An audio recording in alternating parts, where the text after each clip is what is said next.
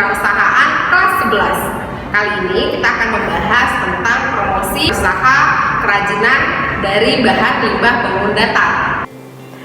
Nah, jadi secara umum tujuan promosi itu sendiri ada dua, yaitu yang pertama, mengenalkan produk kepada calon konsumen, dan yang kedua yaitu membuat calon konsumen membeli produk yang kita tawarkan. Nah, promosi yang tepat itu akan diikuti oleh 4 respon, yaitu attention, interest, desire, dan action, atau yang biasa disingkat dengan AIDA. Berikut penjelasannya. Yang pertama, attention. Jadi, attention itu berupa perhatian dari calon pembeli kita. Nah, attention ini bisa didapat dengan promosi yang menarik untuk didengar dan dilihat, serta promosi kita harus lebih unggul daripada promosi pesaing. Nah, lalu yang kedua, interest. Ini adalah tahapan di mana calon pembeli sudah menunjukkan ketertarikannya terhadap produk yang kita tawarkan. Tahapan berikutnya, desire, tahapan di mana calon pembeli sudah memiliki keinginan untuk membeli produk kita. Dan yang terakhir, action, atau tahapan di mana pembeli akhirnya memutuskan untuk membeli produk yang kita tawarkan. Secara umum, media promosi sendiri dapat dikelompokkan menjadi dua, yaitu yang pertama above the line, contohnya seperti iklan di media cetak, di TV, dan di radio, atau iklan yang berupa poster.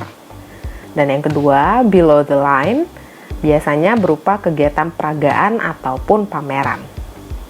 Nah, produk kerajinan sendiri merupakan produk yang mengutamakan unsur estetis.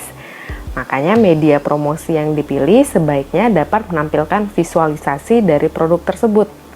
Dan media promosinya juga harus sesuai dengan pasar sasaran yang dituju. Berikutnya yang akan kita bahas adalah kegiatan promosi. Jadi kegiatan promosi sendiri bisa dibagi 4. Yang pertama advertising, lalu yang kedua sales promotion, yang ketiga publicity, dan yang keempat adalah personal selling. Sekarang kita lihat ya penjelasannya satu persatu. Advertising atau periklanan.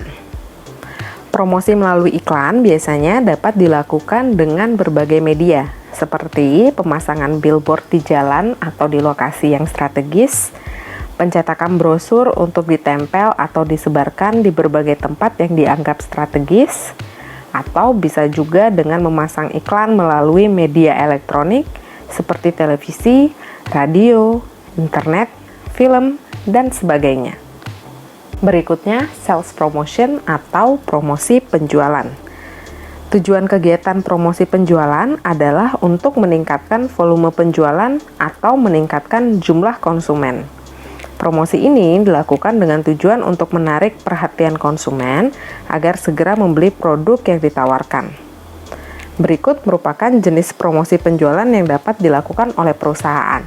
Yang pertama, dengan memberikan special price atau diskon untuk produk-produk tertentu. Yang kedua, pemberian undian untuk jumlah pembelanjaan tertentu. Dan yang ketiga yaitu pemberian cenderamata untuk jumlah pembelanjaan tertentu. Berikutnya, publicity atau publisitas. Publisitas adalah kegiatan promosi untuk memancing konsumen melalui kegiatan-kegiatan seperti pameran, bakti sosial, atau bazar. Dengan demikian, kegiatan tersebut akan membantu meningkatkan pamor perusahaan di mata para konsumen. Banyak ahli yang mengatakan bahwa sosial media merupakan salah satu platform promosi yang paling ampuh. Salah satunya adalah Instagram. Seperti yang kita ketahui bersama, Instagram banyak dijadikan wadah oleh online shop tidak hanya untuk menjual barang dagangan mereka, tapi juga mempromosikannya. Dengan ini maka kita sering mendengar istilah endorsement, di mana para penjual membayar orang-orang tertentu yang dianggap memiliki kemampuan untuk mempengaruhi calon pembelinya agar dapat membeli produk yang ditawarkan. Namun, sebelum banyaknya sistem endorsement seperti sekarang, dulu di Instagram ada istilah SFS, Shout di mana para pemilik online shop saling bantu-membantu dalam mempromosikan online shop yang lain. Tapi ada syaratnya, online shop dengan barang dagangan yang sama tidak boleh mempromosikan online shop lain. Misalnya nih, Miss menjual casing handphone, lalu ada online shop lain yang juga menjual casing handphone. Miss tidak boleh mempromosikan online shopnya, dan sebaliknya, dia juga tidak boleh mempromosikan online shop Miss. Dulu SFS ini bersifat gratis karena sistem saling bantu. Namun lama-kelamaan dikembangkan menjadi bisnis di mana online shop besar mematok harga untuk online shop kecil dipromosikan di online shop mereka atau menggunakan sistem SFS tadi. Nah, sama halnya nih dengan sistem endorsement. Banyak influencer-influencer yang kita ketahui sekarang memulai dari awal, memulai dari nol, di mana mereka tidak memungut fee apapun untuk endorsement. Mereka hanya mengharapkan dikirimkan barang oleh pemilik online shop. Namun semakin lama ada patokan-patokan harga tertentu, mulai yang awalnya hanya ratusan ribu rupiah hingga jutaan, belasan juta, bahkan ada yang sampai puluhan dan ratusan juta. Ada nih cerita sedikit di mana ada salah satu online shop ingin mengendorse salah satu artis dengan fee yang cukup mahal, puluhan juta. Awalnya pemilik online shop ini sedikit ragu apakah dengan harga yang dibayarkan puluhan juta ini feedbacknya akan sebanding atau istilahnya bisa balik modal lah. Akhirnya sang pemilik online shop ini memberanikan diri untuk mengendorse sang artis, tapi tidak disangka ternyata dalam waktu 24 jam sesudah barangnya dipost, si pemilik online shop ini bisa balik modal belum 24 jam. Luar biasa ya kemampuan endorsement di Instagram ini. Nah, lalu kenapa fee endorsement artis-artis, public figure atau influencer tadi bisa mahal?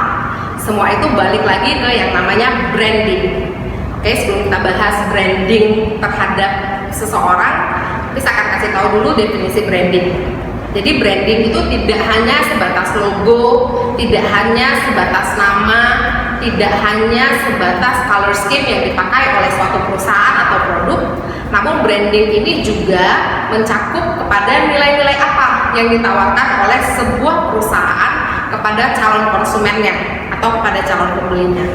Nah, jika customer merasa bahwa value yang mereka anut tidak lagi sama dengan value yang ditawarkan oleh perusahaan, maka yang akan terjadi adalah sang customer bisa meninggalkan perusahaan tersebut. Jadi branding itu tidak hanya apa yang kita ingin orang lihat, tetapi apa yang sebenarnya dilihat orang terhadap perusahaan atau produk kita.